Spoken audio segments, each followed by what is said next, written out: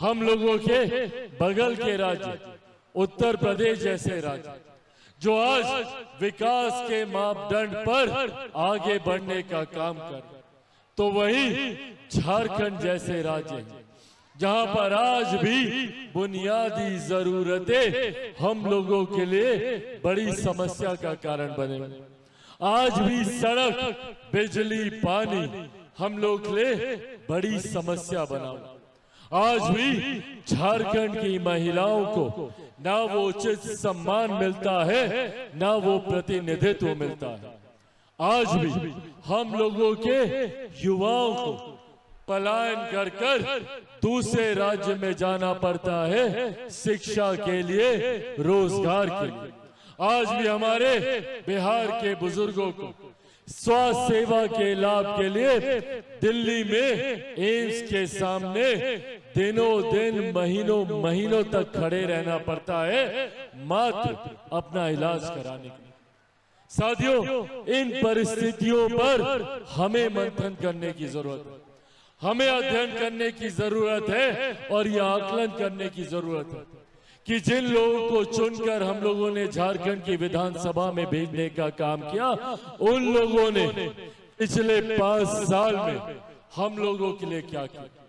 आज जहां पर हम लोग मौजूद हैं, यहां से जो स्थानीय प्रतिनिधित्व करते हैं वो न सिर्फ झारखंड सरकार का हिस्सा है बल्कि सरकार में मंत्री भी। उनके मंत्री रहते हुए हमारे क्षेत्र को क्या मिला, ये सवाल करने की जरूरत है। जिस विभाग के वो मंत्री हैं, पूछिए उनसे कि उनके रहते हुए क्यों शिक्षा के बदहाल हालात हमारे क्षेत्र में, क्यों आज भी हमारे बच्चों को शिक्षा अच्छे स्तर पर नहीं मिलती। और तो और अगर उच्च शिक्षा की बात हो तो हम लोग को पलायन कर कर दूसरे राज्य जाना पड़ता। दूसरे राज्य जाते हैं हमारे बच्चे जहां पर शिक्षा के लिए हम लोगों को अपमानित किया जाता है, ये कहकर कि भैया तुम झारखंडी हो। हम लोगों को वहां पर अपमानित करने का काम किया जाता है। कब तक झारखंड में इस तरीके की परिस्थिति बनती रहेगी, ये सवाल हमें अपने आप से पूछने की जरूरत है। हमारे पूर्वजों ने दशकों बिता दी इस उम्मीद में कि आने वाले दिनों में हमारे राज्य के हालात बेहतर हों, पर आज भी व्यवस्था वही की वही है। आज हमारे नेता आदरणीय रामविलास पासवान जी इस दुनिया में नहीं, पर आज उनका अंश होने के नाते उन्हीं का खून मेरी रगों में है।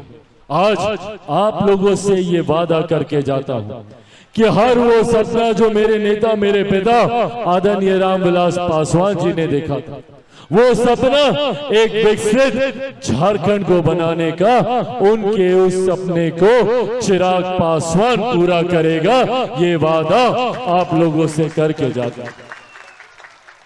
साथियों, मेरा जब जन्म हुआ था उस वक्त बिहार और झारखंड एक ही राज्य था।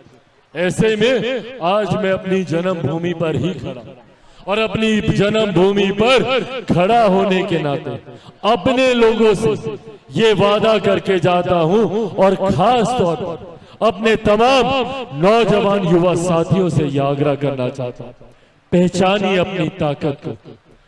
एक बड़ी आबादी युवाओं की है झारखंड जैसे राज्यों में, जहां पे 65% से ज्यादा की आबादी युवाओं की है। पहचानिए अपनी ताकत।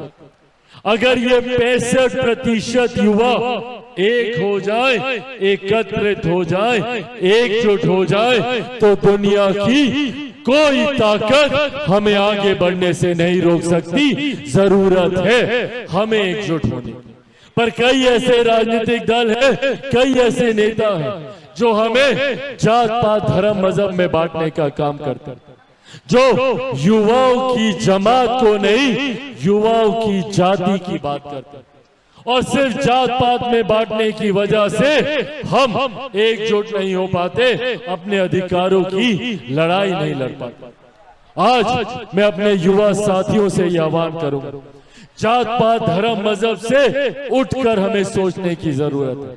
हकीकत है कि अगर हिंदुस्तान में कोई एक फर्क है, कोई एक भेद है, तो बस इतना कि एक अमीर जो अमीर होता जा रहा है, दूसरा गरीब जो गरीब होता जा रहा है। और इस गरीब जाति में हर जात पात धर्म मजहब के लोग हैं। अगर सही मायनों में अगर हम लोग एक विकसित झारखंड की बात करना चाहते हैं, एक विकसित झारखंड का निर्माण करना चाहते हैं, तो उस गरीब जाति में आने वाले हर व्यक्ति की हमें बात करनी होगी, भले वो किसी भी जाति से आता, भले वो किसी भी धर्म से आता।